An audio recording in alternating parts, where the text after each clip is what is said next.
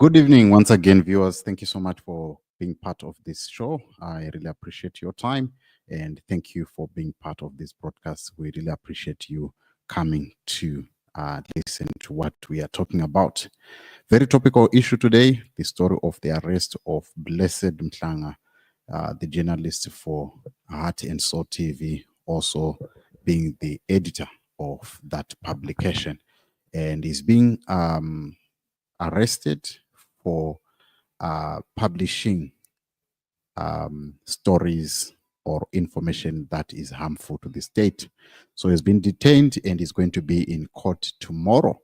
That is the position that we have had so far. So to all journalists that are in Harare, please let's go and be in solidarity with our brother Blessed Mhlanga. That is a noble thing to do. And any sane Zimbabwean that has been fascinated with Blessed Mhlanga's work, please let us go and support Blessed Mhlanga. It's not a crime to be a journalist. It is actually our job because we are part of the fourth estate and we are there to keep the government and the institutions that be the judiciary, the executive, to account. So that is our job in order to keep all these things in check. So tonight we are going to be talking to two different guests, and you're also welcome to be part of this broadcast by sharing your views, whether in the comments, but also by sharing your views in a WhatsApp voice note. That is the number that is on your screen. So let us jump into our first interview that we had with Mr. With our political analyst, who is none other than Elliot Kajume. So as we do that, we are also then going to have Mr. Damba on the line again. So please stay tuned as we give you that interview right now. So let us jump into the interview. First interview we had with Lloyd Kajume, Elliot Kajume on that. So let's get into that interview right away.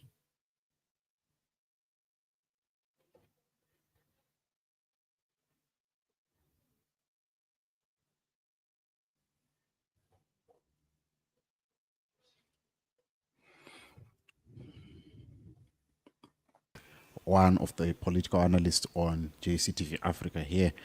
Brother Elliot, how are you? I'm good, my brother. How are you doing? Good, Good good, evening good. to our viewers once again today. I hope you had a good day too, my brother. Yeah. It was a good day, but yes, we as a journalist, it's not good hearing that your fellow journalist has been arrested. That is where we want to talk about today. What do you make of the arrest of Blessed Mhlanga? I saw you tweeted and you said it was better for him to escape the country because Zimbabwean they are not really united in terms of fighting ZANU-PF. What is your thoughts on what has happened to Blessed Mhlanga? Let me start by, I think I've mentioned this before to say Zimbabwe is not a democracy. Yes. Zimbabwe is a serious dictatorship where the powerful rule using the law to suppress those that are the least powerful. And it is not surprising. I'm sure you've seen the persecution of Opo Chung'ono and many other people, but specifically Opo Chung'ono being persecuted for exposing corruption and generally for doing his work as a journalist. It has been a sad charade that has been happening in our country. The Constitution allows for it. If you refer to Constitution Section 61 and 62, it will show that there is need for protection of journalists and their source of information, and also us as the people, we need to have that access to information. It's our right. But the people that we have in government, the people that are ruling us, the ZANU-PF government, they do not care whatsoever. As long as they are protecting their interest, they will do whatever and by whatever means to suppress that which goes against them. And in the context of Blessed Mhlanga, I think it is not entirely about the interview with Geza, according to me. I think it is about the last interview that he had with Jealous Mawariri. I think he hit a certain nail there where it was not supposed to go, especially when Jealous Mawariri was exposing the corruption, the deep corruption that Mnangagwa is involved in. I think when he exposed about the POSB thing and the corruption that he's involved in, that is where they said, here is a line. I think they are afraid that is going to keep on exposing more files.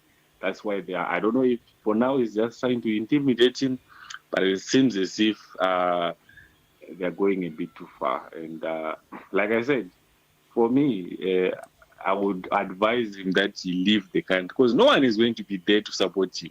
Definitely. People are just going to be shouting on social media, hey, release, release, release. Hope was spent how many months in prison? People just writing on social media.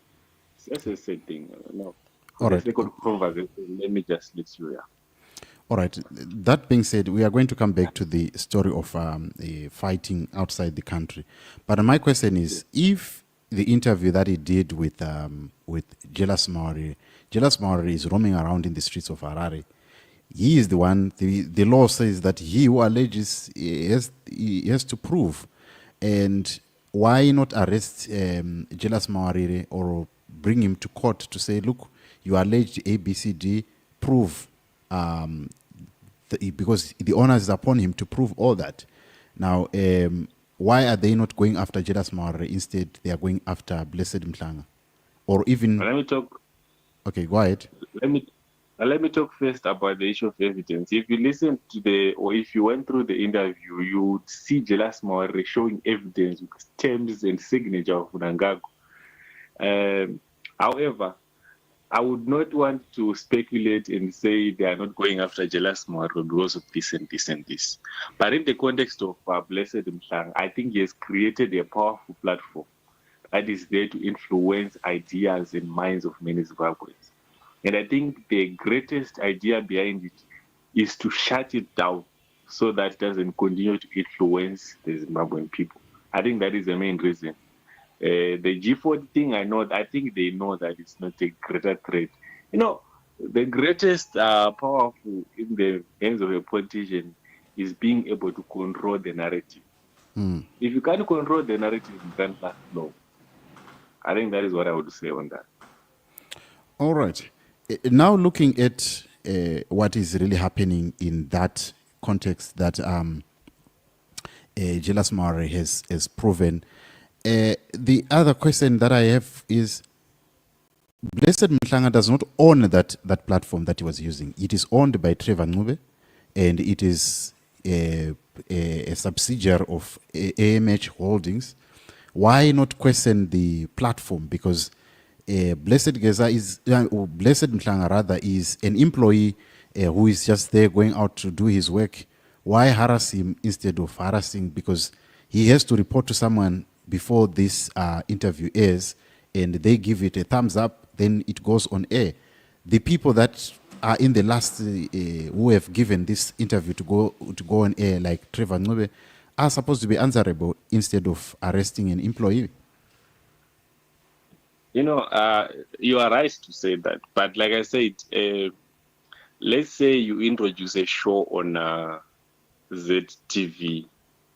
If you put in a character there who is leading a show, and that character performs exceptionally, there are certain times where it is difficult to replace that character, even if you put another character who is good.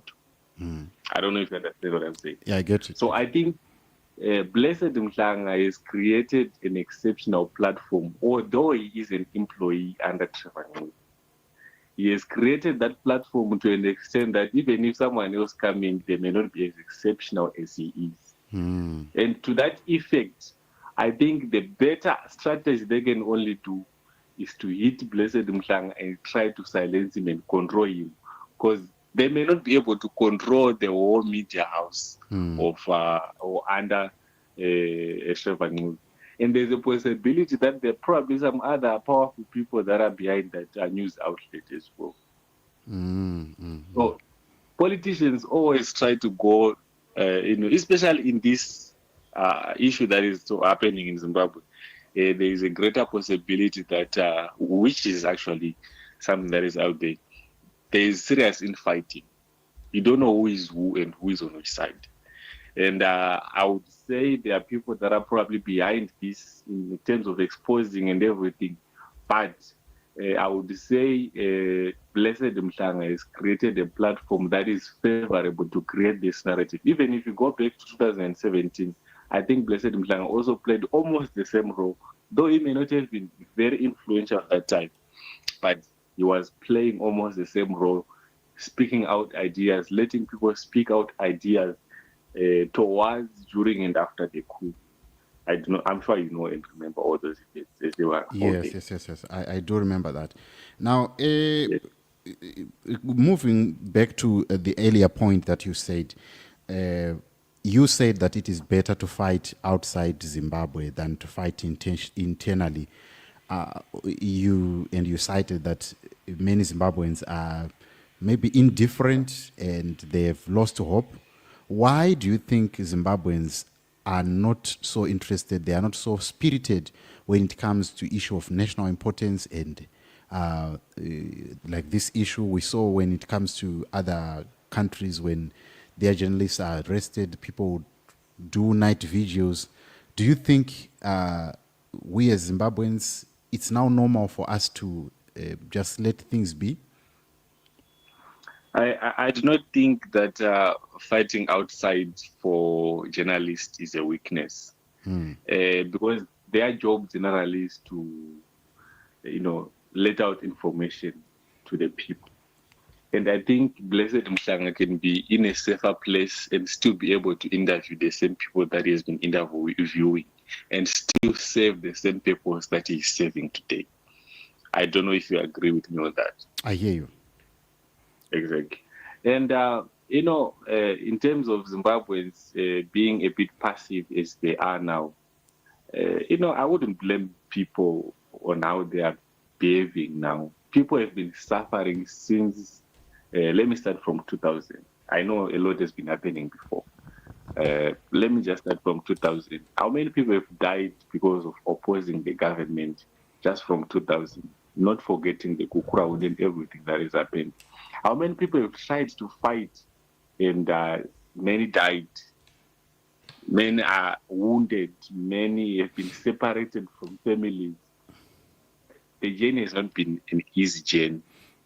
And as the journey continues, people will get tired. Some will get tired. Some will get old.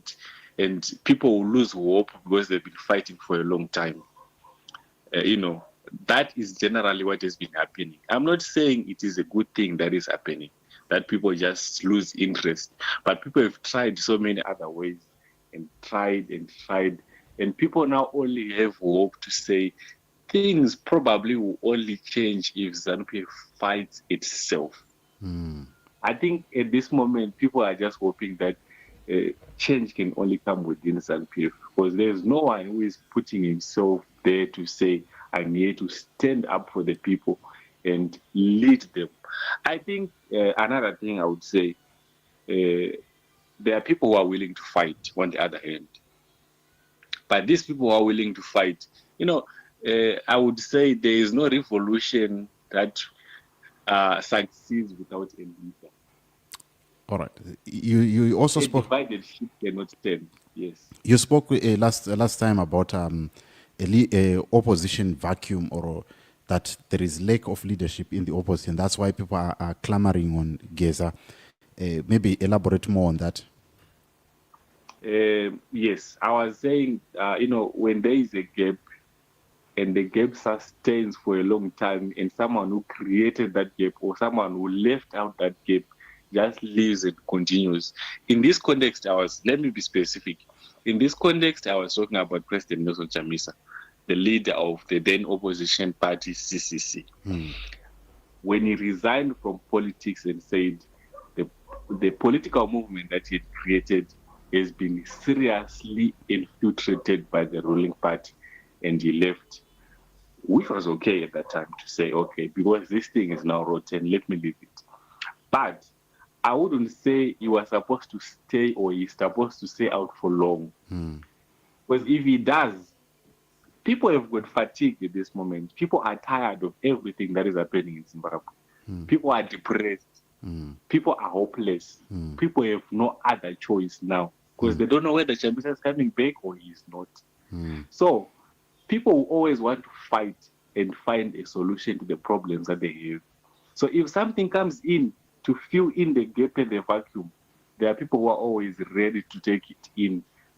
Whether they know that it may not be good for them or it will probably be good for them, they are willing to take the risk because there is no other risk to take.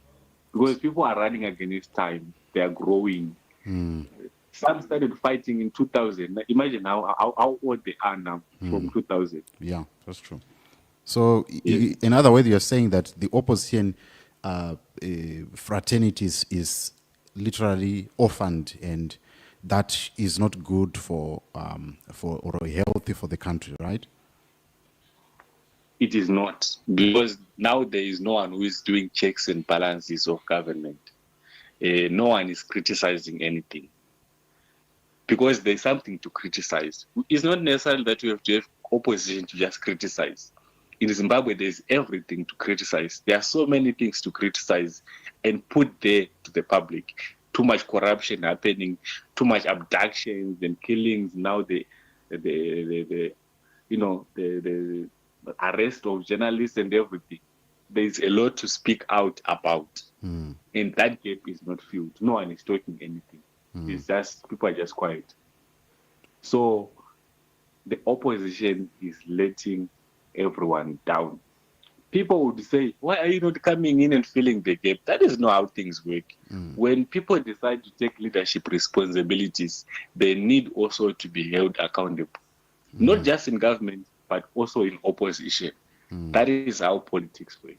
You need to learn to be accountable as an opposition in order to give people the confidence that even when you're in government, you will still be accountable. They can call you out. Yes.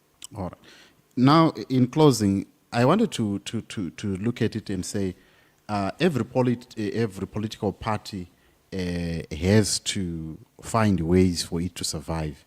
And ZANU-PF is not exempt from that. They have to find ways to survive, even if that's why they always say politics is a dirty game.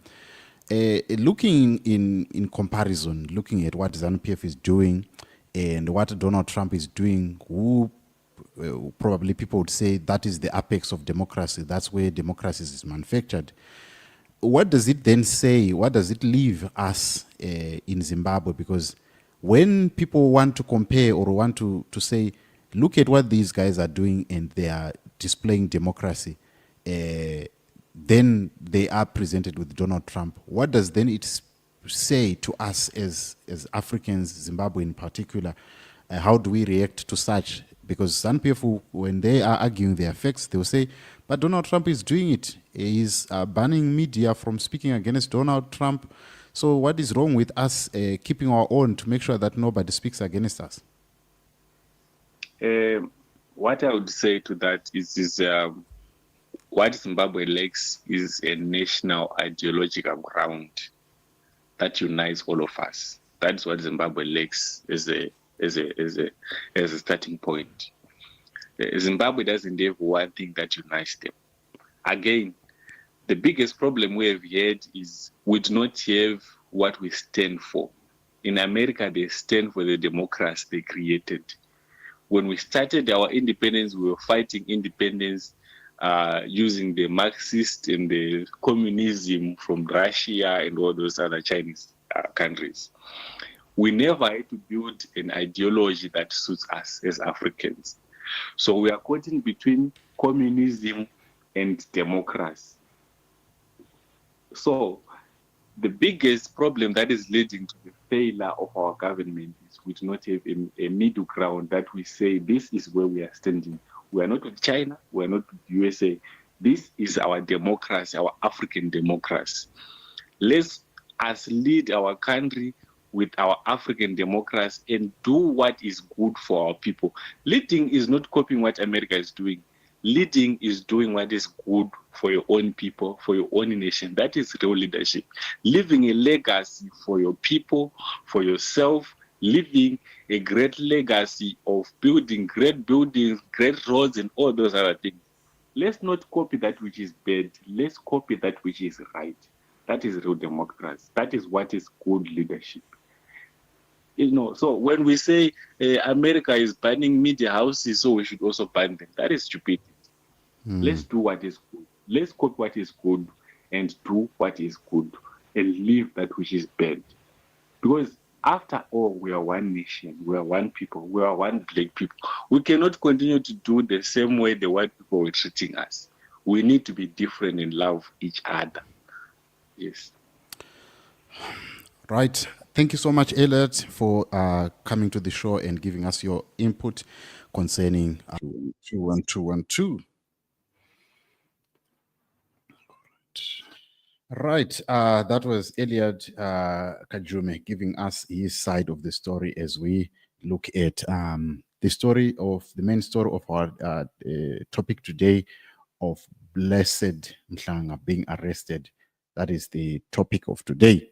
Now, let us jump into the conversation that we had with Mr. Lloyd Amba from the Movement for Democratic Change led by Senator Douglas Monzora, giving us his thoughts on the issue of the compromising position of the opposition that we are finding out as time goes by, that there are some allegations that Blessed Geza has been given 5 million, and some people are also saying that Nelson Chamisa has been given 5 million. So let us listen to the conversation that I had with Mr. Lloyd Damba on this story, that what is really happening in terms of the opposition in Zimbabwe. Let's dive into that conversation that I had with Mr.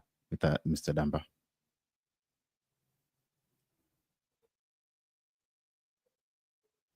One, two. Mr. Lloyd Damba from the MDC, and he's the spokesperson of MDC. Today we're talking about what is happening in the opposition.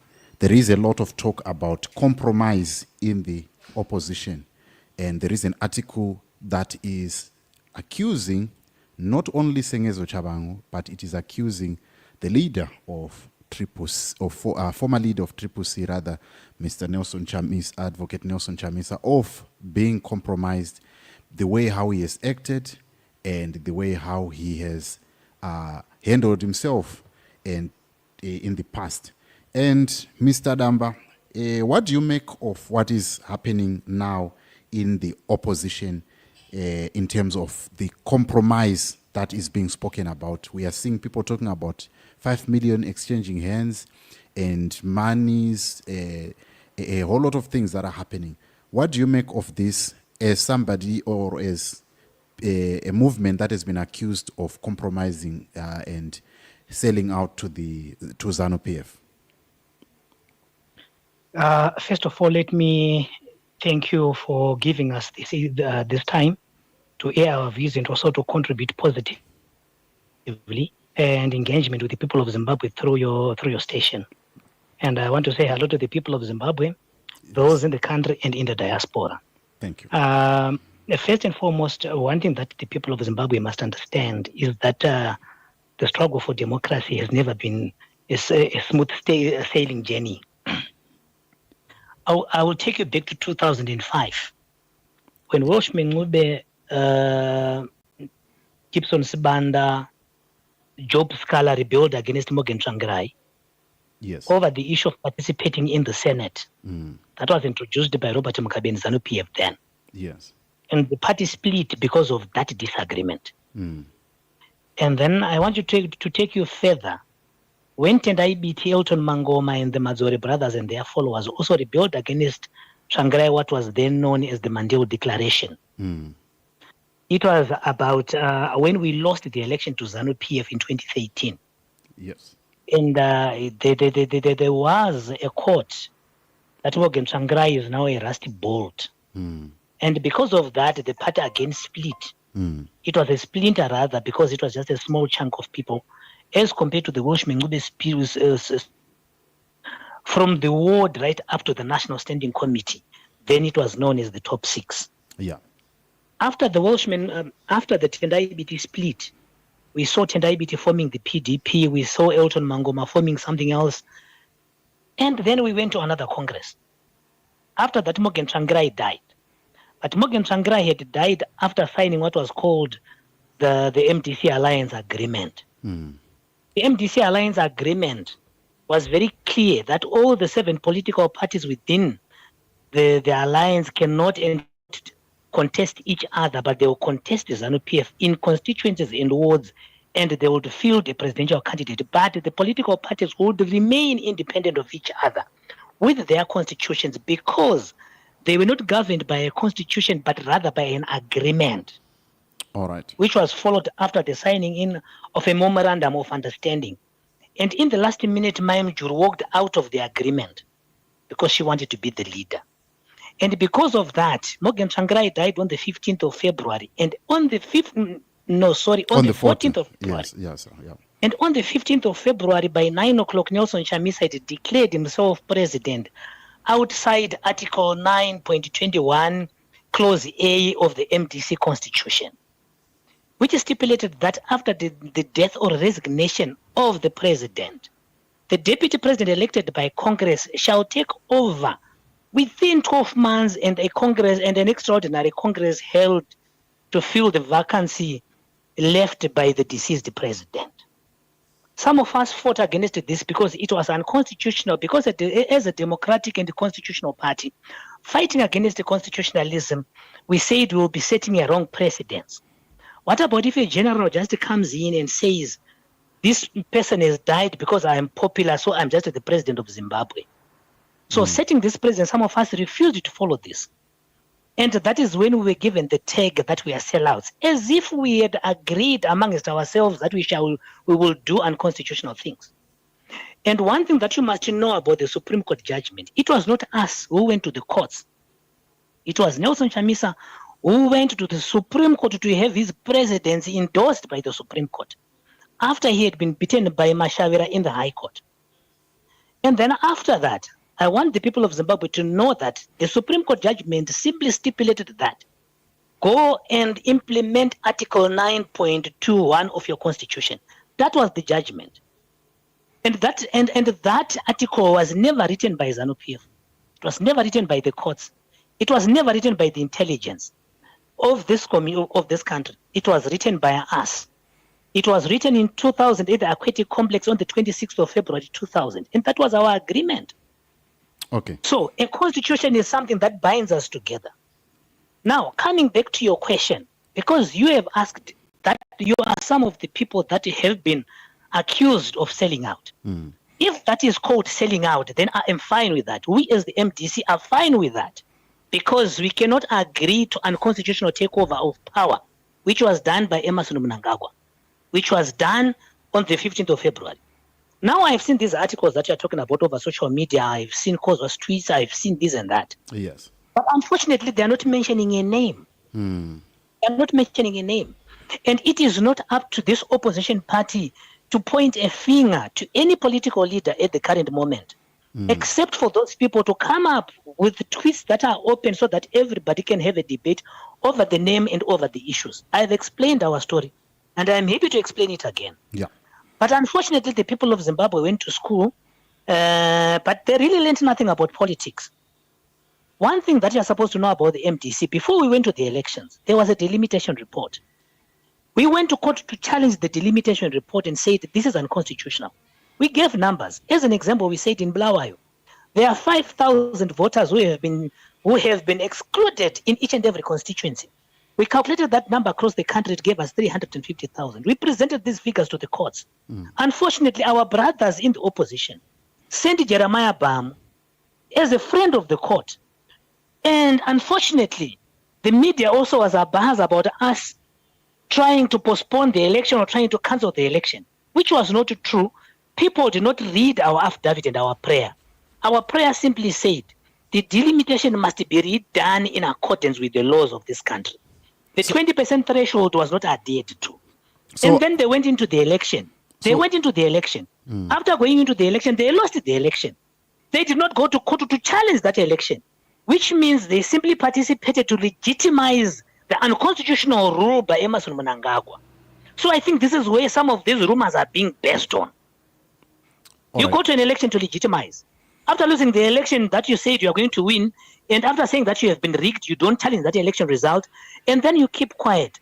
So people are now beginning to say, what was the point of going into that election without even checking these things and without you challenging those election results? This is where now the bone of contention with the people of Zimbabwe is.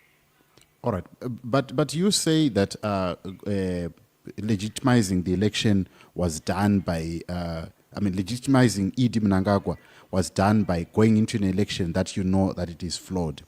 But we understand that you also participated, I think I had an interview with you when there was the amendments of the Constitution that happened in 2021, and people accused you of being part of the amendment of these constitutional amendments with the likes of MOPA, and you were also on record saying you want politics of rational disputation.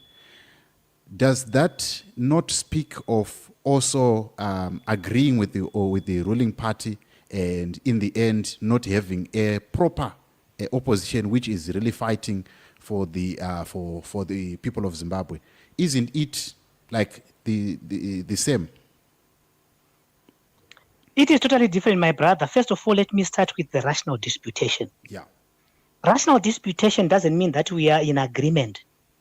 The word disputation alone, it means we are not in agreement.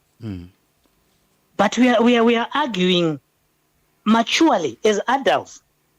We are in agreement and disagreement. We have agreed to disagree, but we are not going to do it outside of that. We are simply going to disagree with you, but we're not going to fight you or kill you. We are not going to label you. We're not going to characterize you, to call you names. You're a sellout. You've got red lips.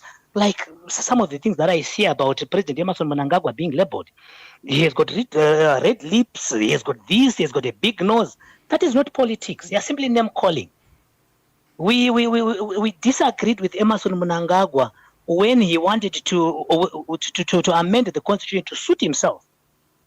If you look at the constitutional amendments that we supported, they were not about an individual.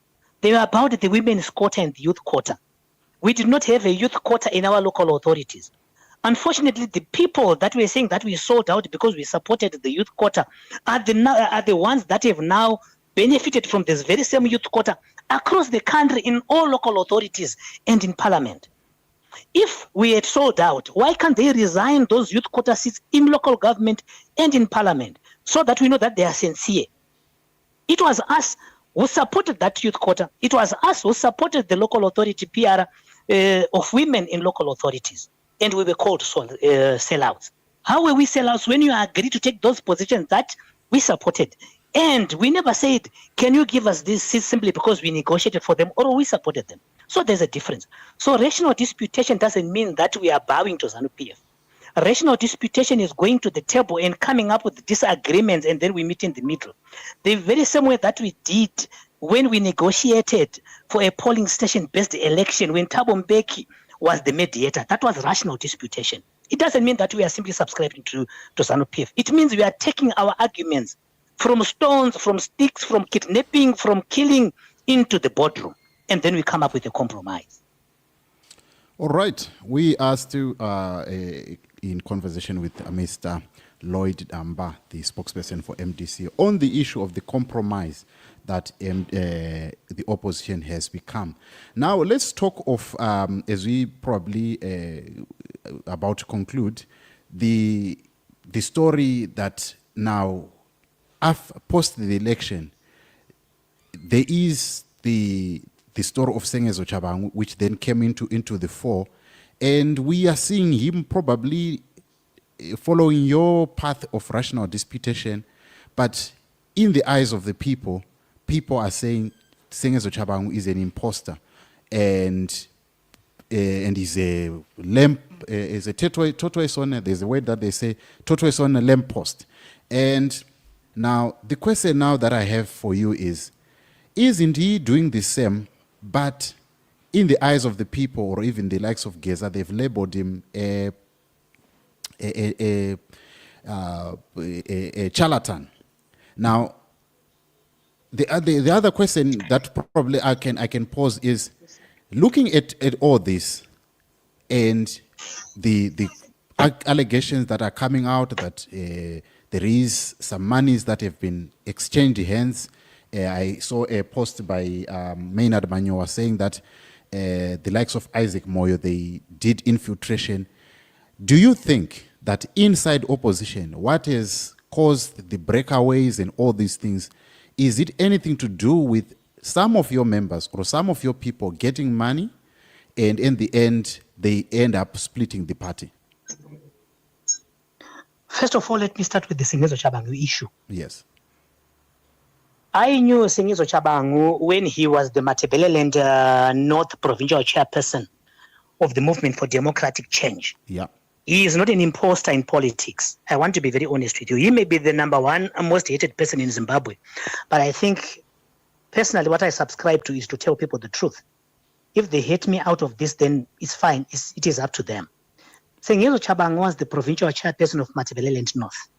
Before that, he was the National Organizing Secretary of the Youth Assembly in the MDC, until he rose to become a provincial chairperson. So when Tendai BT rebelled against Morgan Tsvangirai in 2013, what was called the Mandela Declaration, when you had that 8 provinces or 8 provincial chairpersons are siding with BT, Sengezo Chabangu was one of them. Yeah. He signed the Mandela Declaration saying that we have fired Morgan Tsvangirai. That's number one. Number two, when you say he is doing exactly the same as us, it is different. Because if you look at the people that we recalled, they had signed affidavits against the spirit and letter of the Memorandum of Understanding and the MDC Alliance Agreement, which says the MDCT, or the MDC in brackets, shall remain an independent party being governed by its constitution. And if you look at that agreement, it is stated that the laws of Zimbabwe shall govern this agreement. We still have affidavits. I can send them to you so that you can show the people of Zimbabwe and the world, where MPs resigned, including Wende himself as Secretary General, and says, I am resigning from the MDC. So the laws of Zimbabwe says, if you resign from the political party that sponsored you into parliament, automatically that party will recall you. So we've got more than 50 affidavits. So based on that, we had to recall. Unfortunately, there were people that were so much excited. It was a lockdown. There was a lot of propaganda that we are decimating the opposition. We were simply maintaining and holding our lines as the MDC, because the MDC alliance was a group of 7 political parties which had no constitution. That is number 2. Number 3, when we went to State House, we met the head of state in his capacity as the head of state, not as the head of ZANU-PF. We went to State House to present the parliamentary agenda in our capacity as leader of the opposition then. We were never hosted or feted with a feast in the Baraya State House like we saw with Sengezo Chabangu and other MPs from Triple C. We never went to Mnangagwa's farm and endorsed the third term agenda. The 2030. We were never given cars as a thank you, second cars in Parliament. It never happened. We were never given $5,000 at his farm. We were never given all those things to support his agenda. So we are different. If you look everything else, and some of these are in court papers. And you as a reporter, my brother, you can go and do a research and see these affidavits filed to these people. And the MDC constitution is there and the law of Zimbabwe is still there. So there is a difference, my brother. So, but unfortunately, people can believe whatever they want to push their narrative and conquer people's minds. So I don't even know what these people are talking about, that we are the same. But compromising of the opposition in every country is there, especially here in Africa. Let's not deny. Because if we deny, we'll be living in denial. If you remember when we had HIV and AIDS filtering into Zimbabwe, there were people that denied that there is no AIDS. And they died, and that whole generation was wiped out. So I'm not in the position to deny that there is infiltration. Oh, yeah. I hear you. I hear you. So there's no point for me to say, no, ZANU-PF does not infiltrate. It is also the duty of the opposition to infiltrate ZANU-PF so that we know what they are planning. It is the duty of the country of Zimbabwe as a state to infiltrate other governments to know what they are planning. It is called counterintelligence. Do you know the reason why? Because each and every political party must plan for its existence. And you don't blame them for that. And the opposition must plan for its existence.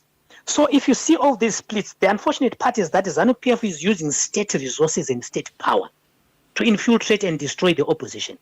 So they will laugh at us when we accuse each other of saying this one is a sellout, this one is a puppet, this one is a this. It is exactly like what happened in Rhodesia when ZANU and ZAP were fighting in the streets. UNC, Frolies sprouting up. It was to the advantage of Ian Smith and the settler regime. It was to the disadvantage of the nationalists. It was to the disadvantage of the liberation struggle.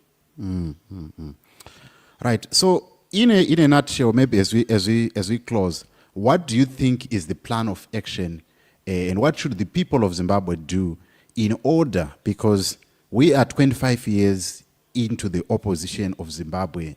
Maybe you can say the renewed opposition from 2000.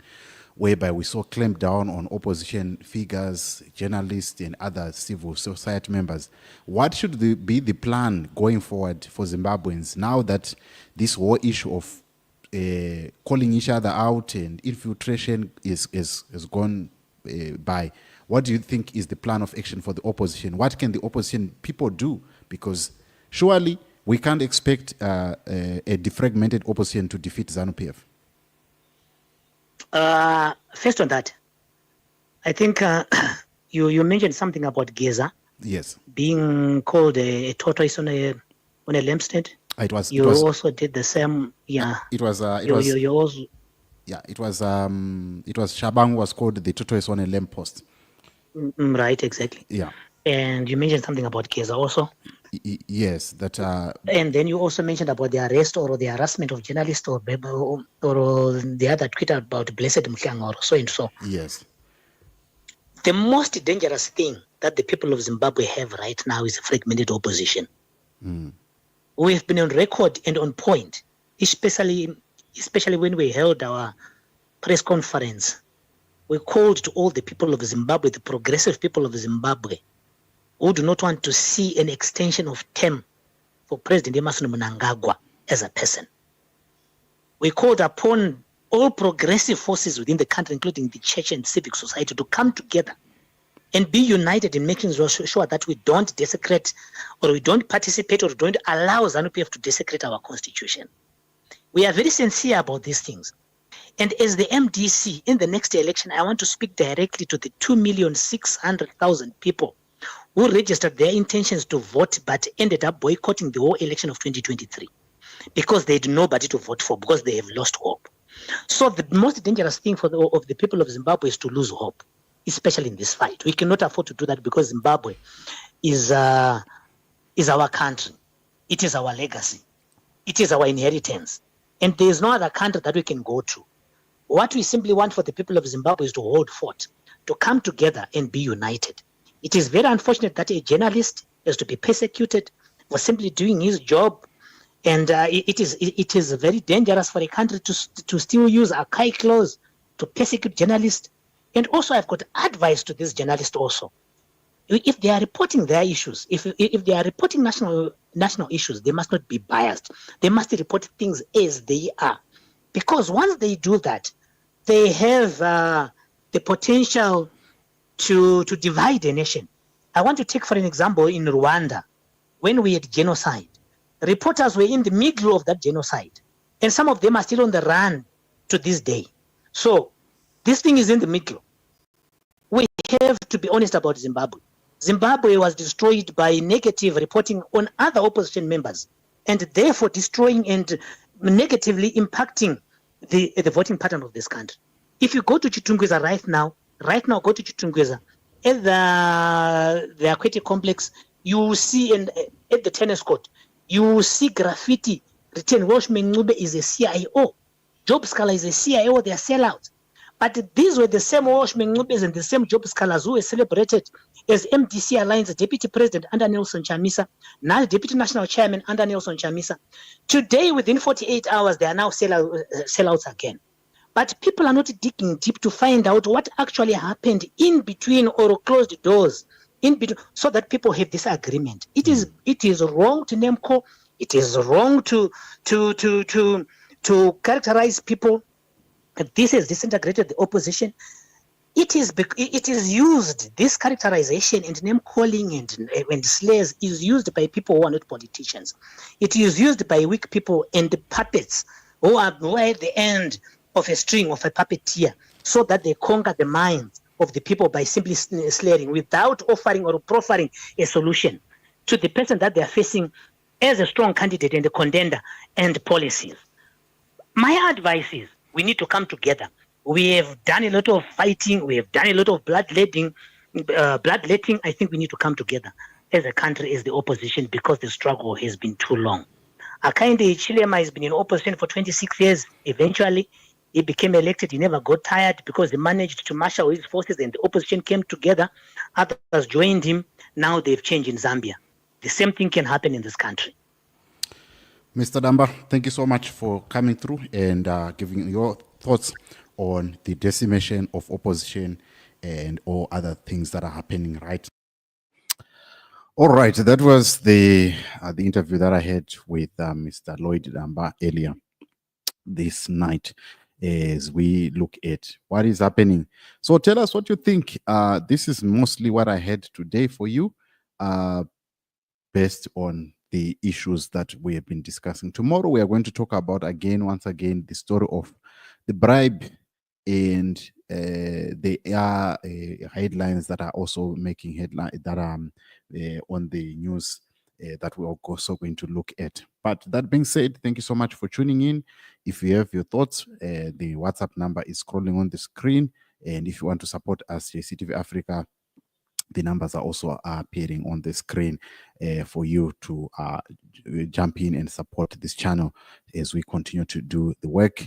We really want to say to all journalists that are in Zimbabwe, or any loving Zimbabweans that are very, very progressive, let us go and support.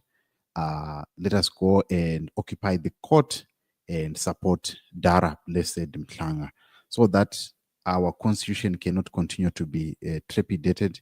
We believe that this is just a blatant intimidation on our journalist, Dara Blessed Mhlanga, for the interviews, cutting edge interviews that he's been having lately. And this is just to intimidate him.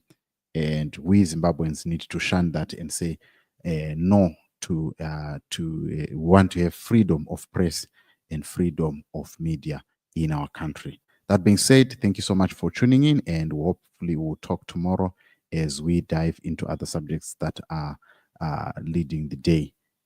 From me, JC, and everyone that has been following today, with a good night. Just one comment here from Mike Brian Dube saying Smith was better than the Republic Mnangagwa asi ari West Pautsinye umbava umonde nema accident since 2017 tichapera. Right, yeah, that is very, very true. We are not seeing the Second Republic is actually intimidating more journalists than Mugabe used to do. Now, that is what we are not wanting. We don't want to keep on seeing that. So we want to see a free Zimbabwe, journalists where they are free to go for stories without feeling intimidated. So we want to see that, and I totally agree with Mike Brian Nube. Thanks so much for watching. I'll see you tomorrow when we talk about other issues, and it's good night for now.